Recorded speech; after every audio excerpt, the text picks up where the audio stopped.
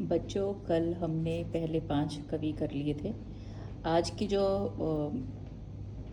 Video है उसमें हम आगे के कवि करेंगे और संदर्भ, प्रसंग, व्याख्या, विशेष तो मैंने आपको बता दिया था पहले ही कि कैसे लिखना है। आज हम जो है मुख्य रूप से केवल प्रश्नों पर फोकस करेंगे कि जो प्रश्न हमें पढ़ने चाहिए। देखो, काव्य की प्रसंग से व्याख्या भरत राम का प्रेम है। इसके संदर्भ में आप लिखोगे कहाँ से ये संकलित है, कहाँ से इसको लिया गया है। तो आपका है ये रामचरितमानस के अयोध्या कांड से। कौन सा? भरत राम का प्रेम। स्रोत क्या है? रामचरितमानस का अयोध्या कांड। कवि कौन है? तुलसीदास। कविता कौन सी है? भरत राम का प्रेम। फिर आपको जब आपको इसका प्रसंग लिखना है। इस अंश में राम के वन गमन के बाद भारत की मनोदशा का वर्णन हुआ है। इस अंश में राम के वन गमन के बाद उनकी मनोदशा का चित्रण हुआ है। फिर व्याख्या लिखनी है आपको।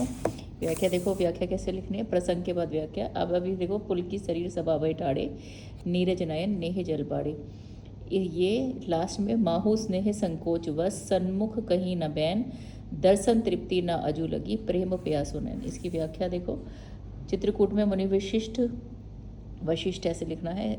अपनी बात कहकर भरत को आदेश देते हैं कि तुम अपने मन की बात कहो। तो भरत पुलकित सभा में खड़े होते हैं और पुलकित शरीर से खड़े होते हैं और वो सभी को राम के समक्ष खड़े होकर के वो बताते हैं कि उनके कमल के समान नेत्रों से, भरत के जो कमल रूपी नैन हैं उनसे प्रेम के आंसुओं की बाढ़ आ जाती है। उनके मुंह से कुछ कहते नहीं बनता, फिर भी बोलते हैं कि मैं इससे अधिक बताऊं क्या कहूं।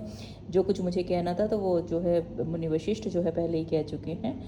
मैं अपने स्वामी के समाशील स्वभाव को जानता हूँ। और उस बचपन की बातें बताते हैं कि कैसे जो है वो मुझे हारने पर भी जिता दिया करते थे। राम और भरत और राम के अनन्य प्रेम का वर्णन है। राम के शिव स्वभाव का परिचय दिया है। नीरज नयन में रूपक और नयन नेह में, नीरज नयन में रूपक और अनुप्रास अलंकार है। खेलत खुनिस मोर मन अनुप्रास, अवधि भाषा, दोहा चौपाई छंद, शांत रस। ठीक है। अगला है विधि न सकेऊ सही मोर दुलारा। अंतिम इसकी पंक्ति है, साधु सभा गुरु प्रभु निकट। ये वाला जो है इसमें संदर्भ आपका फिर से वही है, अयोध्या, रामचरितमानस के अयोध्या कांड से है। कवि तुलसीदास है और कविता जो है भरत राम का प्रेम है। भरत राम के प्रेम के 3 अंश यहाँ पे दे दिए गए हैं। इसमें क्या है? भरत राम लक्ष्मण और सीता जी से भेंट करने पर उन्हें अयोध्या जाने का आग्रह कर रहे हैं। फिर व्याख्या आपको ऐसे लिखनी है, आप इसको देख लीजिए। इसमें से मुख्य बिंदु जो है आपको करने हैं, मुख्य बिंदु ही लिखे आप इसमें। यहाँ से ही भरत भावुक होकर कहते हैं कि विधाता श्री राम और मेरे दुलार को सहन नहीं कर पाए। यहाँ से आपको ये लिखना है कि ये आपको देखो, दोहा चौपाई छंद, अवधि भाषा, भूपति प्रेम पनु राखी। ये वाला जो आपका है कि कैसे जो है अपनी भावुकतावश भरत कहते हैं कि पिताजी ने अपने प्रेम में प्रण रखने के लिए जो है अपने प्राण त्याग दिए। मेरी माता कि कई की कुबुद्धि पर ऐसा चक्र चला और जो है मेरे बाकी सब माताएं जो व्याकुल हैं महल में, जो है पुर नर नारी, उनका भी बुरा हाल है। से अगले हैं पद 2 हैं। एक तो है जननी रक्ति बांधने हूँ। इसमें जो है ये कहाँ से लिया गया है ये ध्यान रखना है। ये गीतावली से लिया गया है, इसका स्रोत गीतावली है। कवि तुलसीदास, कविता जो है पद और स्रोत गीतावली है। इसमें जो है इसके प्रसंग में क्या लिखोगे? माँ कौशल्या राम के वियोग में उनके घोड़ों की दीनहरनी दशा देकर राम से एक बार जो है वापस अयोध्या लौटने के लिए कहती है। आप इसके विशेष भी देख सकते हो। दरवाजा बंद कर ले। राखो एक बार फिर आवो। फिर ये वाला है, एक बार जो है आप वापस लौट के अपने घोड़ों की दशा को देखो। यहाँ पे जो है जननी निरक्ति बांधने जो कहती है माता की तुम्हारे उनके बाण और धनुष को देखकर बार बार प्रभु जी की ललित पनिहा, उनकी छोटी छोटी जूतियों को माथे से लगाना, उनको जा करके जगाना, जबकि वो भूल गई हैं कि माता जो वो जो है वहाँ पे नहीं, कि माता कैसी हो गई, चक्की चित्र लखी सी, चित्र के समान स्थिर हो गई हैं उनके राम के बचपन में।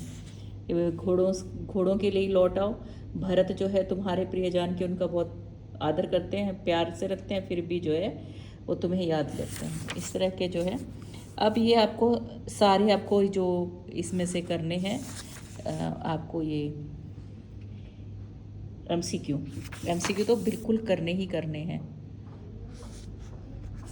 मुख्य प्रश्न आपको कहते, हारे खेल जीता भाई भरत के कथन का क्या आश्रय है। मैं जानू नित स्वभाव राम के विशेषता बताइए। भरत का आत्म परिताप, ये जो है मुख्य प्रश्न है, उनके चरित्र के किस पक्ष को उजागर करता है। आत्म प्रतिभा जो उनको ग्लानि है, वो किस तरह का भरत का चित्र आता है। वो उदार दिल के हैं, हृदय में कोमल हृदय हैं, भाई के प्रति अनन्य प्रेम है, अत्यधिक सम्मान करते हैं, उन्हें अपना स्वामी मानते हैं, माता को भी दोष मुक्त करके खुद सारा जो है दोष अपने ऊपर ले लेते हैं, विवेकशील है, और जो कुछ भी हुआ है उस पर उन्हें बहुत दुख है। राम के प्रति अपने श्रद्धा भाव को भरत किस प्रकार कहते हैं। ये ऊपर वाला आत्म परिताप वाला और मही सकल अनुरथ को मूला, ये वाले जो प्रश्न जो है ज़रूर से ज़रूर आप लोगों को ये करने ही करने हैं। अगला देखते हैं प्रश्न। परी की कोदव वाली की किसी भी मुक्ता प्रसव की संबुक काली की क्या है कि जैसे पेड़ होता है वैसा ही फल होगा, कि जैसे एक फई की कोदव में कभी अच्छी बाली नहीं हो सकती, काले मोती में कभी अच्छा, काले घोंगे में कभी अच्छा वो नहीं होता। क्यों नहीं हो सकता? कि जो जैसी जगह से उत्पन्न होता है उसका वैसा ही स्वभाव होता है। ये इसलिए कहा था उन्होंने कि भाई मेरी माता जैसी है मैं भी वैसा ही हूँ। राम के वन के बाद उनकी वस्तुओं को देखकर माँ कौशल्या की कैसी स्थिति है, ये वाला प्रश्न करिएगा। रही चकी चित्र लखी सी का क्या आश्रय है, इसे ज़रूर कीजिएगा, ज़रूर कीजिएगा। ये दो प्रश्न इम्पोर्टेंट कीजिएगा, क्योंकि इस बार डायरेक्ट क्वेश्चंस नहीं आ रहे हैं। तो एक बार ये भरत राम का प्रेम का प्रसंग पढ़कर भरत के प्रति आपके मन में क्या धारणा बनती है, तो भरत के चरित्र की विशेषताएं जो हमने की है वो भी लिख सकते हो। वियोग अवस्था में सुखकारी वस्तुएं भी दुख देने लगती है, वियोग की अवस्था में सुख की वस्तुएं भी दुख देती है।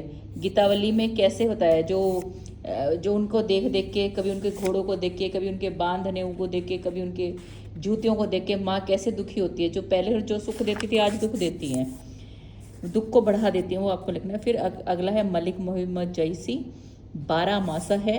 12 मासा इसका स्रोत जो है पद्मावत है। इसमें अगहन में दिन छोटे रातें बड़ी होती हैं, घर घर में वस्त्र बनाए जाते हैं। और इसमें जो है यहाँ पे जो मुख्य याद रखना है आपको, कि वो कौवे और भंवरे से कहते हैं कि जाके मेरा संदेश दो कि तुम्हारी विरहणी के धुएं से हमारा रंग काला हुआ है।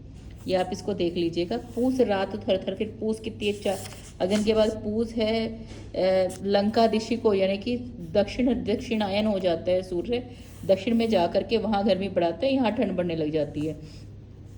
जैसे चकवा भी सोए चकवी से मिल जाता है, कोयल भी मिल जाती है, परंतु मैं तुम्हारे बिना, यहाँ पक्षियों के उदाहरण देती है। और वो कहती कि भाई जिस प्रकार जो है जो ये विरह रूपी सचान ने, बाज मेरे को जीते जी खा जाएगा, मुझे जरा नहीं छोड़ेगा, रक्त मेरा खत्म हो गया, हाड़ भी शंख की हड्डियाँ शंख की तरह बज रही है, सारस की तरह जो है मुझे आकर के अपने पंखों में समेट लो। ये प्रार्थना वो उसकी करती है।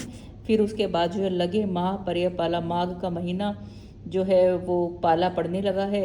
इस महीने में जो है मूल जड़ों में रस उपजता है, परंतु जो मैं युवती हूँ, मेरा यौवन जो है, पर तुम मेरा रसपान करने वाले भंवरे तुम कहाँ पे हो, इस तरह से। और फिर वो कि मेरे जो वो कहते कि विरह में बिल्कुल तिनके की भांति तनु तिरुवर भा डोला, मेरा जो सूख कर बिल्कुल तिनके की भांति हो रहा है और हिल रहा है यहाँ वहाँ। तो वो कहते हैं कि विरह ने मुझे जलाकर राख कर दिया, और राख को उड़ा करके वहाँ डाल दो जहाँ, मतलब मुझे ते ही जा बिछड़ के, जो एक बार जो है वो हो गया बिल्कुल ही। विरह मुझे जलाकर राख बना दे रहा है और राख को उड़ा देना चाहता है, इस तरह का वर्णन है। क्योंकि फिर फागुन में जो है नई नई चांचरी जोरी जो है वो एक दूसरे से रंग खेलती हैं, फाग खेलती हैं, परंतु मेरा तो रंग रूप तुम्हारे साथ ही चला गया है, मैं तुम किसके लिए जो है वो कर रही हूँ। और फिर वो बताती है कि मेरा जो लास्ट की जो ये लाइनें है, यह तन जारो छार के काहों की पवन उड़ाए। वो कहते कि मुझे इसमें कोई दुख नहीं, मैं दिन रात अपने मन में पति से मिलने की सोच रही हूँ, और मैं अगर राख होता जा रहा है मेरा दिल उनके जो पैरों की उड़ने वाली उसको भी जो है अपने माथे से लगाना चाहती हूँ। कहते हैं मेरा शरीर जो है राख हो रहा है और मैं चाहती हूँ राख को उड़ा के उस रास्ते में बिछा दे जहाँ मेरे पति जो हैं आने वाले हैं। ये सारा आपको करना ही है। उसके बाद अघन मास की विशेषता क्या है, जियत खाई मोई नहीं छारी।